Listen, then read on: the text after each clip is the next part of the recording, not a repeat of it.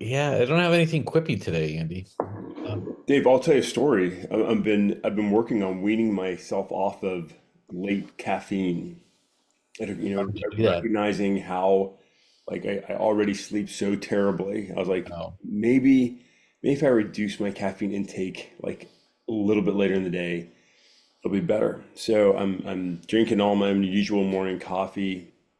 I'm cutting myself off around 1 o'clock or so, except for I'm letting myself have my one small can of Coke a little bit later if I want, but still early, and that's it. And so I'm going through this little transition. It's not bad, but it's weird not going into my workout having just crushed like a monster drink or a Celsius or something like that because that's my routine. Like I finish work, I sit down, quick snack, pre-workout type drink, caffeine drink, and go to the gym.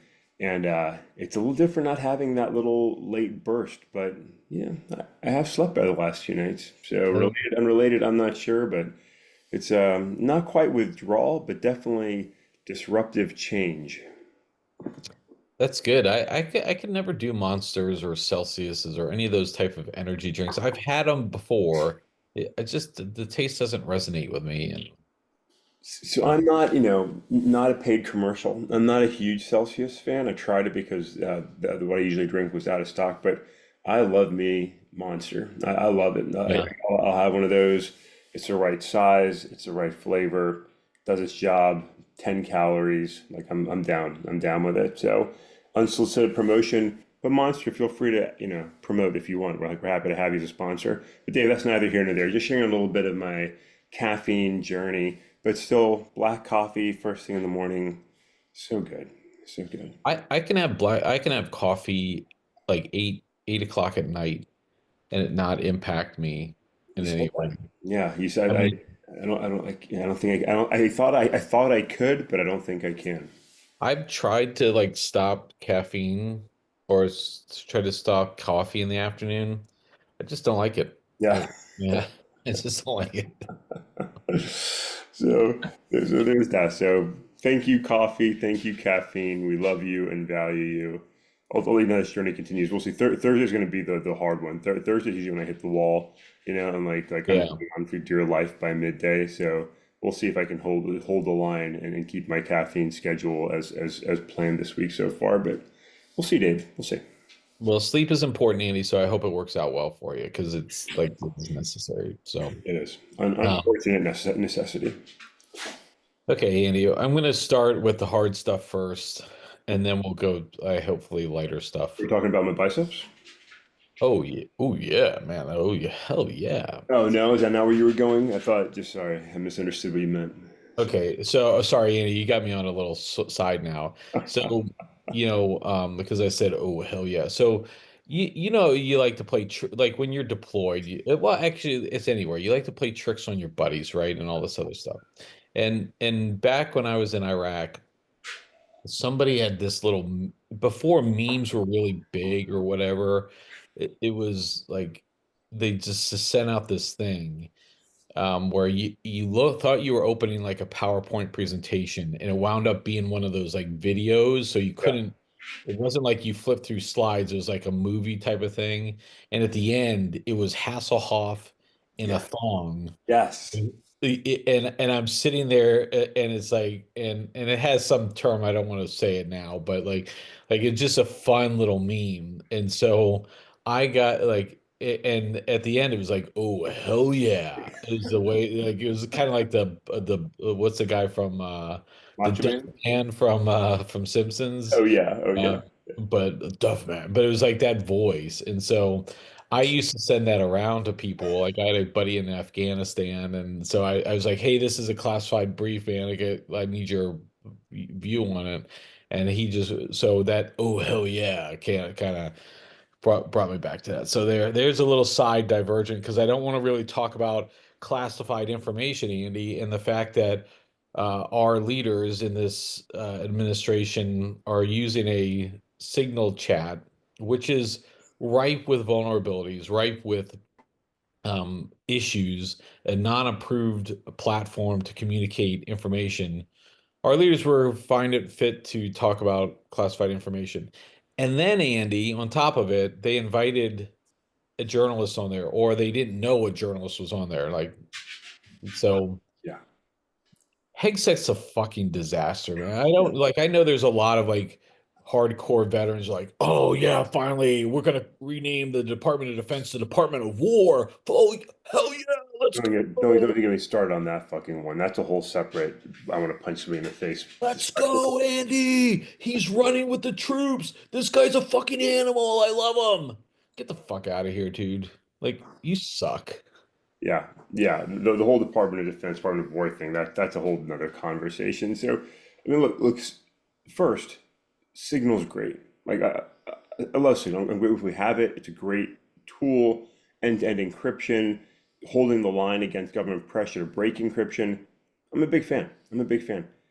Also, I'm not handling classified information, right? We have, for those that aren't familiar, there's an entire internet structure explicitly for classified information, not connected, separated from our normal public internet, right? So when the government, the military, is having classified information, they have internet access, but it's not the internet that we're using to go to Google and do our thing. It's a separate, secure network, right? It's referred to as SIPRNet most of the time, right? Or the high side, right? It's an ordeal just to get access to it. You've got to go and drop your phone and put stuff in storage. Like Put security precautions in place, Andy. That's what you do. security precautions. That's right. And that's where classified discussions take place, right? Safely, securely, with approved personnel under controlled conditions. That's how it's done. And there's ways to do secure video teleconferencing. Like there's no limitation on what you can do that way. It's just done separately in a proper way. Anyone that served in the military as a field grade officer, such as our current Director of National Intelligence, our Secretary of Defense, they would definitely know that. They would definitely know that. So many failures, Dave. So many fucking failures. One, we had an envoy, a Middle Eastern envoy, was in Moscow at the time he was added to this group chat. He's hanging out with Vladimir Putin, getting added to this group. Russia has access to your fucking phone if you're in Russia. Russia has access to American diplomats' phones. If you have to work off that assumption, if you work on the fact you're compromised, if you're in Russia or China, and here we are adding him in while he's hanging out in the Kremlin. We're talking classified information, Dave. I'm going to come back, so I know we're going to spend long enough to maintain on this segment because I'm going to like there's a critical point here, but just the whole process of adding. You can't just add somebody to Signals. Like somebody has to choose to add him. Everybody sees that somebody is added. It's like what a fucking disaster. Who added him? Why did they add him? Why did nobody else realize that he was added? And so having a conversation discussing war plans with a journalist online, the guy thought it was a hoax because he was like, this can't fucking be real. Like you've got to be kidding me. This is an info op. It wasn't. It was just fucking absolutely abysmal leadership. But look, Dave, let's have some compassion. People make mistakes, right? People fuck up. Okay. People fuck up. This is way more than that. I mean, because this was conscious decisions repeated multiple times, but let's just say, hey, people fuck up. People do. Dave, we talked about being deployed. I have a funny story from Afghanistan with some slides and my commander, and he was not pleased. Let's just say that. But we had someone come back from that deployment, great public servant, an officer in the military, fast tracking, doing great things for God and nation, right? Had classified on his personal belongings. It wasn't actually sensitive information, but it was if you're deployed, everything's classified. He had a USB stick that years later was discovered accidentally still with his personal effects. His career was over. It wasn't deliberate, wasn't malicious, nothing was compromised, but he had classified technically in his personal home, his residence. Career done. If this was a junior officer, a captain, a lieutenant, they would never see promotion to major. The military would never promote them to major for a security violation like this. If you're an NCO or you're a younger enlisted soldier, you would see Uniform Code of Military Justice action, an Article 15 or other action taken. You'd probably get busted and lose rank at the least if you carried classified into the public domain. We've had these same leaders talk about, regardless whether it's intentional or unintentional, Like you've got to pay the consequence for mishandling information. And what did these fucksticks do? Deny, deny, deny. Didn't know the Army regulations. Didn't know it happened. Didn't really discuss classified. The conversation didn't even occur, right? What was said. Complete lies, complete bullshit. President's got no problem. This is fine. It was a mistake. Don't worry about it. Absolute double standard. Leaders don't hold themselves accountable to the same standard they hold their soldiers to, and it's absolute fucking bullshit. And that's exactly the kind of administration we have, where if you're Donald Trump or his team, you can do whatever the fuck you want. And if you're Joe Biden and Hunter Biden and their team, you can do whatever the fuck you want. But if you're a civilian and you make a mistake, you're gonna get absolutely raked over the coals. You're gonna get fucked. And if you're a servant, if you're a public servant, if you're a military person, and you make these types of mistakes, your careers are over. It's hypocritical. It's absolute bullshit, Dave. I'm disgusted by them, right? Not honestly, not that it was such a massive issue in the end. Like the issue itself That's wasn't, the point. but the hypocrisy, the absolute hypocrisy of it, Dave, and flagrant disregard for policy at the most senior levels of government. These guys are all security fucking risks. Yeah, Andy, I mean that's not even the point. Like regardless of what the information, it was clearly classified information. It Yeah, was clearly. clearly sensitive information. But the attack, like Hegseth gets off the plane in Hawaii and immediately talks about discrediting the journalist. Again, he Yeah, didn't invite the journalist, didn't sneak his way yeah. into this. No, no. Hey, he reported on something that you fucking did. And then Trump, of course, is like, this guy's a piece of shit. Like, I hate him. Again, it's the same tired rhetoric. And it just in Tulsi Gabbard. Again, I fucking hate her ass anyways. Like she's a disgrace for being a director of national intelligence. I mean, and she's sitting on there like trying to downplay or like I don't know, I'm not sure. Like, dude, you fucking know. Like get this is just unacceptable behavior, but it's the behavior that like the American people that this is what we get, right? I mean, this is what we've got. Yeah, So, no, no, it's there's no way they didn't know what they were doing was wrong. yeah. Right? I mean that's like it was these are the most senior personnel in the president's cabinet. A portion of them that have military experience. Secretary of State, like you're former Senate Intelligence Committee member. Like these aren't people that don't know and completely didn't give a shit about the rules. The rules are for you and for me and the commoners, Dave, the peasants. They're not for the elite. They're not for the fucking elite. This is why people hate government. This is why people hate rich people, right? Because they look at people that think that they're better than and the rules don't apply. Fucking Gavin Newsom making people wear masks, doesn't wear a mask himself, right? It's the hypocrisy. It's the hypocrisy time and again of people in senior positions, people with power, people with authority, people with resources that feel like the rules just don't apply to me. And for the rest of us, Dave, we fucking are sick of it, man. Like, and I'm sick of it. It is so disrespectful, but it's also just so dangerous that they're so reckless and flippant. And like you said, when it comes out, what we do, we attack the innocent party, right? We attack and defame the journalist, whether you like the guy or not. He didn't do anything. He didn't do He didn't anything. fucking do anything. And which one of you dumbasses invited him into the Signal chat to start with? And how did none of you notice? It tells you the guy was added. You are fucking Why stupid. would you even want him if you hated him so much? Why would you put him in the chat? Like again, like Andy, I spent most of my military career dealing in classified information. And again, the SIPRNet and the high side, that was my systems on my desk. I didn't touch the unclass.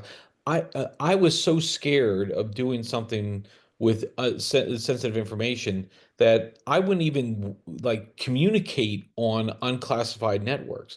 And if you're on these chats, one, why are you on like again, I can't imagine like texting with like this tells me this is like an unofficial communications channel. These guys were probably bullshitting around more often than not. It makes me wonder what else they're discussing on these type of chat forums. But I would never in my wildest imagination have these type of business related chats on Facebook back in the day or iMessage or whatever. It's just such a blatant disregard of security. And look, if people did that in my current organization, they'd be out. They would be out. They'd be fired. And I just, yeah, the hypocrisy and the double standard. I know we spent a really long time on this, but it's just fucking like it's one thing to have done it, and now all the cover up for it is just like disgusting. Yeah. And Andy, it's fucking 2 months. We're 3 months into this presidency. Yeah, It's not fucking barely over two. ridiculous. And they've the outrage, because I think a lot of people like they see that this happened, but if you've never dealt with classified information, like you might not fully appreciate like how utterly stupid this is. Like if you handle classified in any way, if you have a security clearance of any kind, you have to get an annual mandatory training that goes over every stupid kind of violation you may experience. Somebody might leave classified out on a printer. Somebody may accidentally carry something out of the secure facility. There are rules and protocols and reporting requirements for handling the information, for reporting the information. It is taken with absolute the highest levels of concern by the government. Like you don't just break handling classified information. It's not a oopsie type thing. It is a career ender. Like you said, if people be fired, people be punished. Like it is treated with the most sensitivity of anything in the military because that's our national security. Yeah.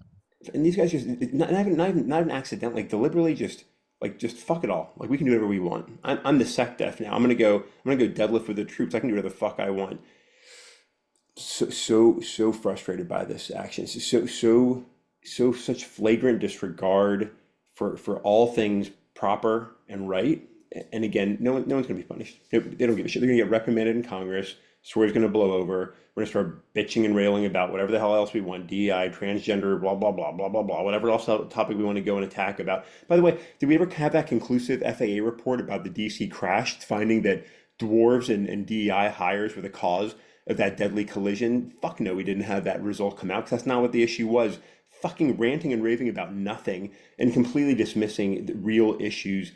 Absolutely ridiculous, absurd fucking leadership, Dave.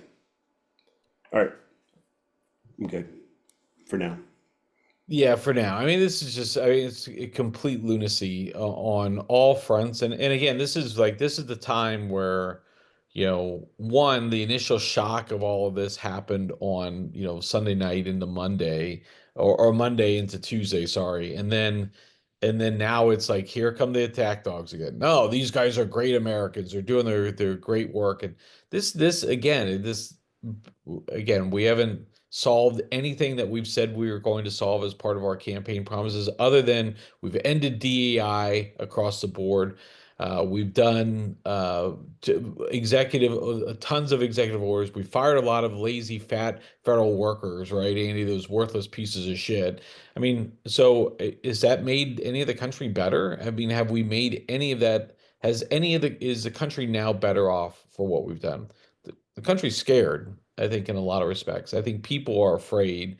I think the rooster, it's going to come to roost here in a little bit because, again, we talked about it on Monday, the second and third order of effects of all of these mass deportations, immigration things.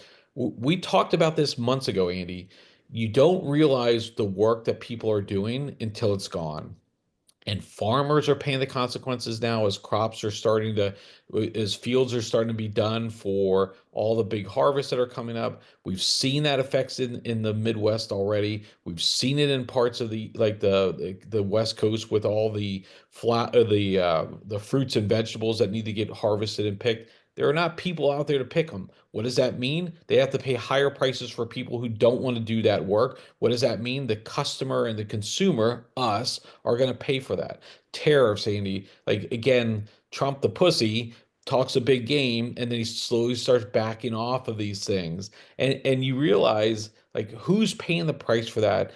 Consumer confidence that is a 12-year low, Andy. This is like, what are we doing here? But Trump's the grand economist. He knows how to make a deal, right? Who's paying the price? The American people. And the world The is, Treasury Secretary said it's okay because if you're mad because you missed a Social Security payment, oh yeah, you're you're fraud, the Andy. fucking If problem. you're a fraudster, actually, Yeah, if you complain about missing a Social Security yeah, payment. yeah. Billionaires don't give a shit about Social Security, but for you, commoner, if you're complaining about missing your Social Security paycheck is maybe helping you buy groceries, you're a fraudster, you're a criminal, you're the problem. Absolute bullshit. And hey, enjoy your additional tariffs, Dave. It's almost Liberation Day. Yeah, Congratulations. yeah. Looking forward to April 2nd here. So, okay, Andy, we probably went a second segment on that. So I'm going to wrap up with one more segment here. We'll push Daredevil talk to Friday. How about that? We'll do Daredevil talk on Friday. I mean, that's Um, disappointing to be honest, because that's the good stuff. But we'll wait till Friday, do Dave. you, do you want to do that or No, NCAA? no, no. Let's What do talk you want? basketball. Let's talk basketball. Well, the only reason I wanted to talk basketball is tomorrow we have the games again, and so all right. So Andy, how'd your bracket turn out? Dave, my strategy is paying off so far. In a good position. I had a couple, fails, like I mentioned Clemson before, but overall, my conservative strategy to bracket management is working. The tried and true teams have done pretty well. Most of the winners have won. I think about 76%, I think, on wins right now, which isn't bad. It's not great, but it's not bad. I'll take it. It's enough to keep me, I think, currently in second place in my bracket, in a good position to maybe get that pole position on the inside as the tournament continues and the points start to add up. So I'm feeling pretty good, Dave. Feeling pretty good. Yeah, this is clearly the big dog tournament. I mean, this is like all the high seeds are winning. The only big upset was St. John's lost to Arkansas, which Arkansas was one of the 14 teams that made it from the SEC, and then set one of the seven teams that advanced to the Sweet 16. So just to give you perspective, so seven teams from the SEC, four teams from the I'm sorry, Big Ten, which has 18 teams. So they're not 10, they're 18. But four from the Big Ten, four from the Big 12, which has got 16 teams. They're not 12. And then one from the ACC. So the four big conferences have all 16 teams. You don't have a Cinderella story this year. Some could argue Arkansas at the 10th seed is a Cinderella, but let's be real. George Mason was a Cinderella. VCU or Butler, those were Cinderella stories. These are not. And so um, and it's really playing out because some of those teams at those mid-major schools, at the George Masons, at the Tennessee Chattanooga, at the Woffords, they play their 3 years, and then they transfer to Duke or they transfer Yeah. to one of those bigger schools, and they've got a 4 years of playing college basketball experience, and now they're the best team from a mid-major, the best person from a mid-major now joining an elite team, and they really show out. So let's talk about some of the games, Andy, on Thursday. BYU, the 6th seed against Alabama. So BYU's the only, so is a um, Big 12 team. Yeah. Maryland, who had an amazing last second win against Colorado State, they're playing at Florida, Arizona at Duke, and then Arkansas at Texas Tech. So pretty good stuff coming up here, Andy. So Maryland, the Terps, right? People sometimes forget, like, Maryland was a really big basketball school for a long time, right? And I know yeah. they're not, at the same level they used to be, but like that's the kind of game that like Florida's gonna win the game, right? Like probably, right? Like Florida's going to Yeah. win probably, but could Maryland get the like shocker of the tournament and seal this game? Like they could. You know what I mean? Like Maryland could get it, and that would be wild. Like that would be awesome. I don't cheer for Maryland a lot. I think yesterday I think was Maryland Day. I think I saw the governor post something, and my thoughts on Maryland, right? Just like I want your crabs. I don't want your drivers. Stay on your side of the Potomac. Like we don't need you here, Marylanders, right? Love to tease my neighbors to the north, and you're just like I love to tease our neighbors in West Virginia. But like Maryland could win that game, and that's the beauty of this tournament. Like I would love to see that happen. Yeah, I'll be honest, that's the one you circle because Maryland's got a couple good like young players and Florida, who appeared to be a very dominant team, they struggled Yeah. against UConn. And UConn was not a good team. They're the two-time defending champs, but they were not a great team. They had to pull one out there. So that's going to be, I think that's the best matchup. I hope that's going to be one of the best the best game of the week. BYU and Alabama should be pretty good, but I think Alabama's sneaky really good. They're a 2 seed in the tournament, but they really well could be a number 1 seed.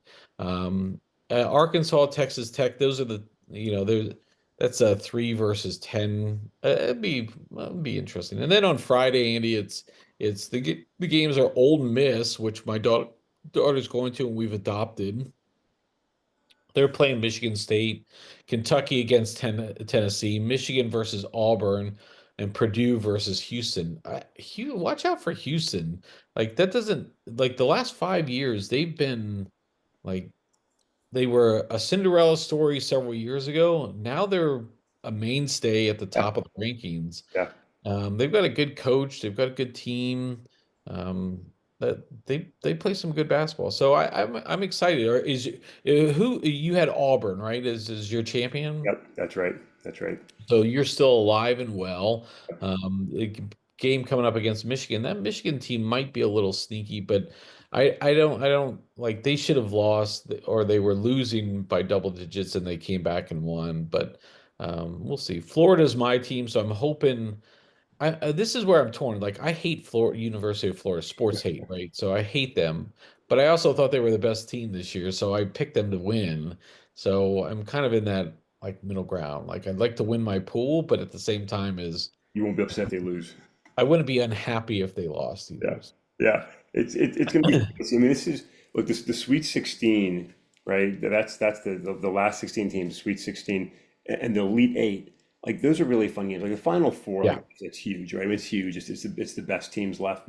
But these are when you can get those one or two unexpected victories that propel that team. Like there might not be a full on Cinderella story, but you can still get that team that people didn't think was going to be in the Final Four and they get the win in one of these two rounds, and it's just so exciting. So it's going to be a fun weekend of basketball day. So good luck to you in your bracket. I would personally, because of my like non super enthusiasm for anything, college basketball, like I would personally take the L on Florida, lose the bracket, and see a team I don't like get out of the tournament. So maybe you'll get that wish. Let's see.